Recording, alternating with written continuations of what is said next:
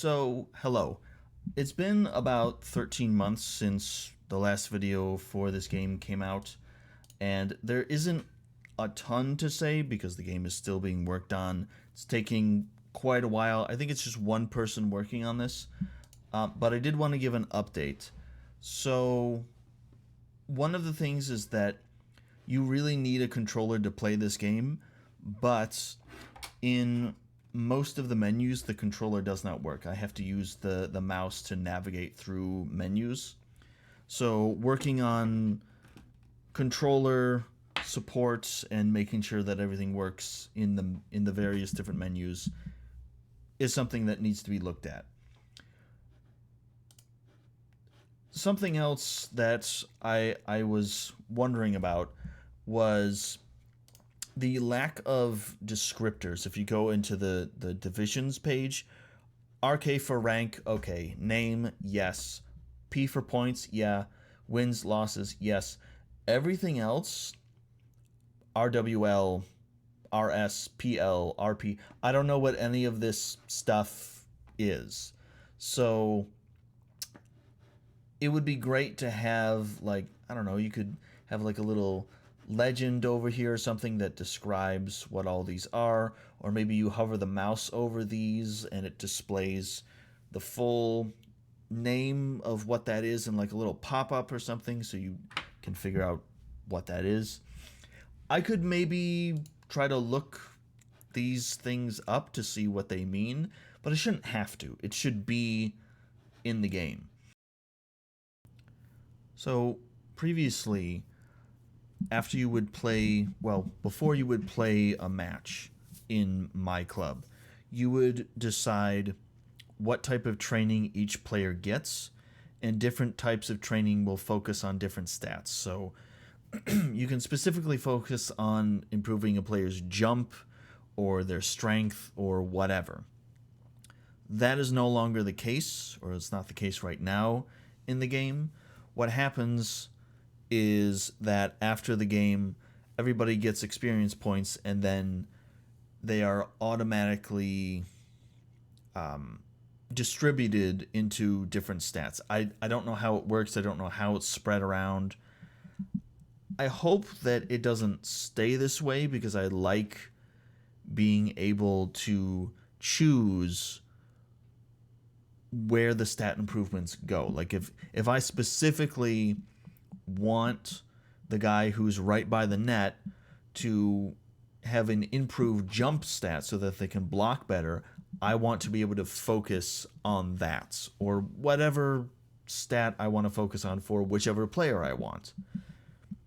The other thing is that the stat descriptions are not in the game right now. And you would have a list of stat descriptions in the training menu so that you knew which stats, what they do. And the only reason I know what they do still is because I have video recorded from a previous build of the game when that screen was in the game.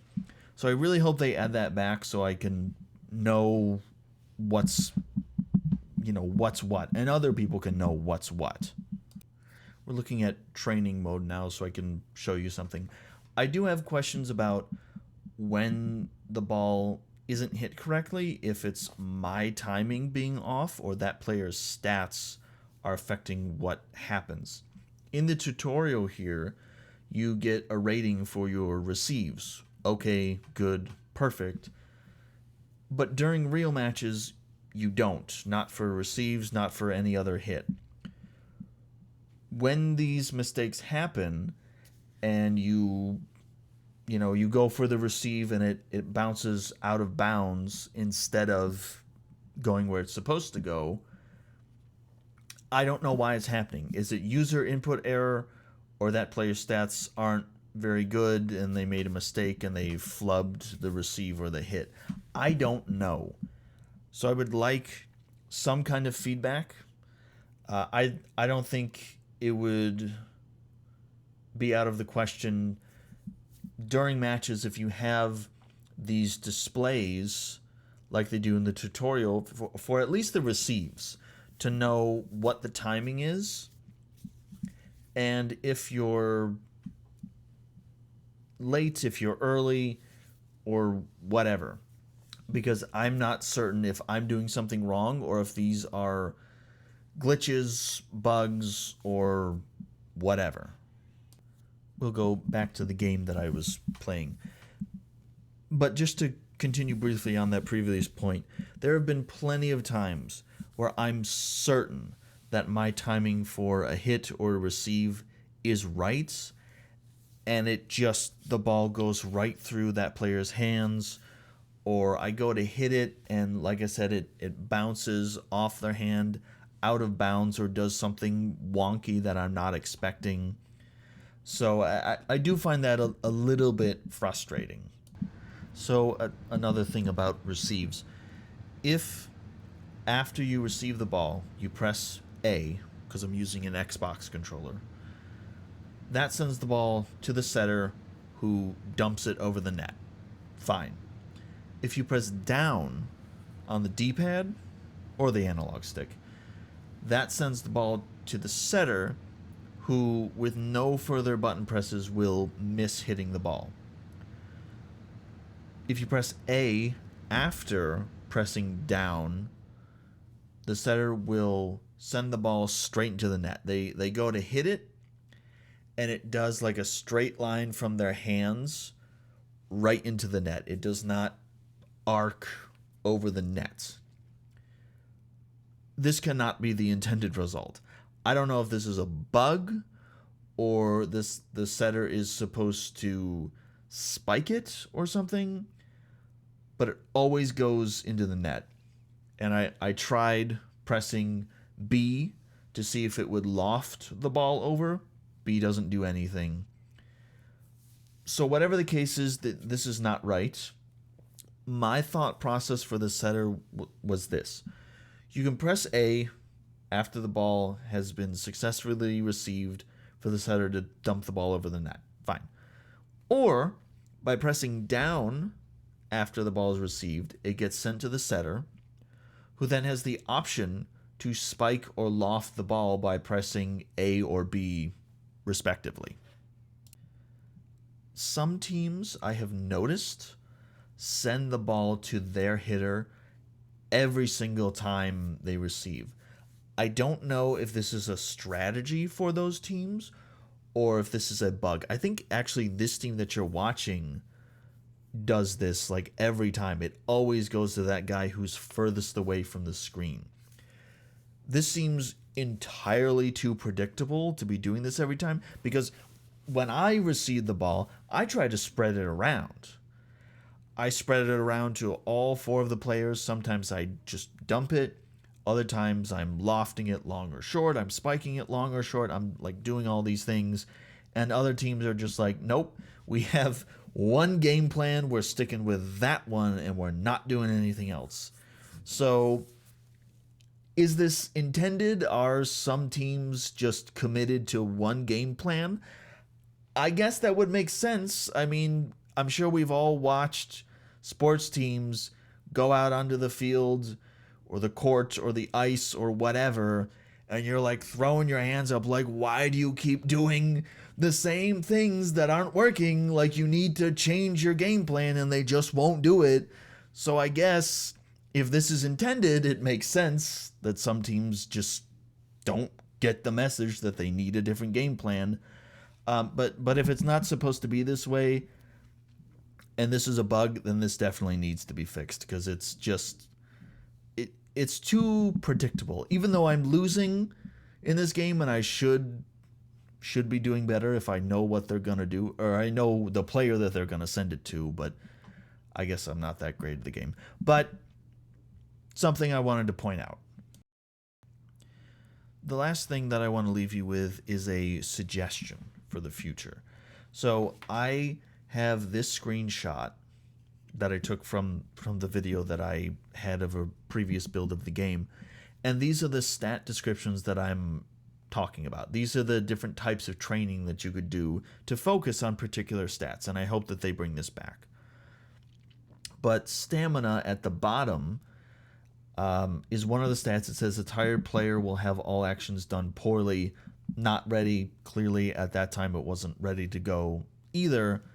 But in the future, if stamina is going to be important, during matches, you should map the option to, I don't know, one of the trigger buttons, or maybe one of the bumpers, the left or right bumper, to display what the stamina is of all of the players right now during the match. So if there is a player that's low on stamina, here's another suggestion: implement the ability to substitute players. I mean, this happens in every sport. You don't usually, maybe it's different in volleyball, but usually in team sports there are substitutions. You don't keep the same players out for the entire game. So implement a substitution feature where you can swap out a player who's tired and put in somebody else. And you can have more than the 4 players in your sport organization. You can recruit more people and then choose who goes into each game. That's what you can do currently. But add the substitution feature. Add the stamina bar feature into the game if stamina is going to be important. Those are a couple suggestions I had. Okay, I'm sorry. One other thing I completely forgot. They added creative players. So if you go to editor and manage players, by the way, these are players that I've made, you can create players.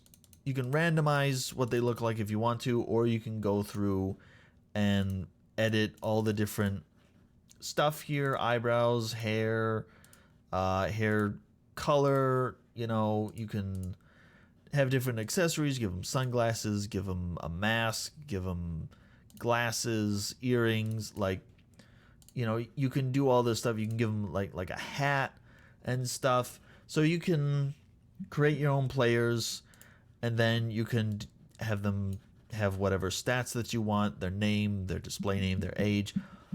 This is all really cool. I like this, and I think this is a great feature that they added. So I just wanted to put this in at the end because like I said, I completely forgot that this was in the game. I'll tell you what happened. I started taking notes back in September of last year, thinking I'm going to take some notes about what has been added to the game. And at that point, I had decided, you know what, there hasn't really been enough added to make a whole video about it. So I didn't make the video then, back in September, but I kept the Word document with a couple of notes in here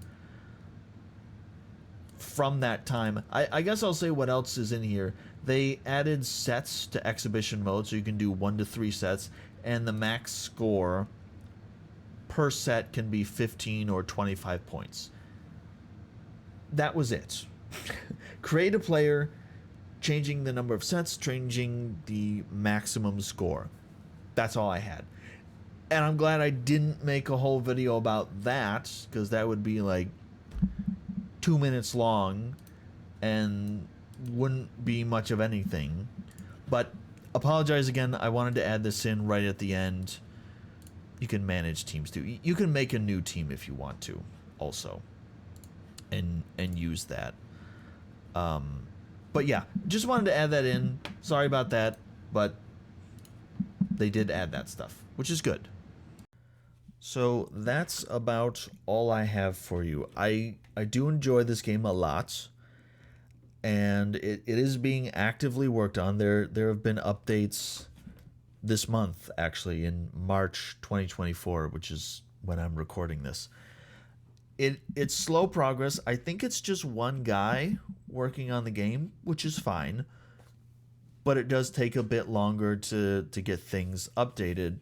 And the My Club is definitely in alpha. It is lacking a lot of features, and I'm looking forward to this game developing further, because we don't have a lot of volleyball games. I mean, you get football, American football games. You get FIFA games. I think they still make NHL games, but not volleyball.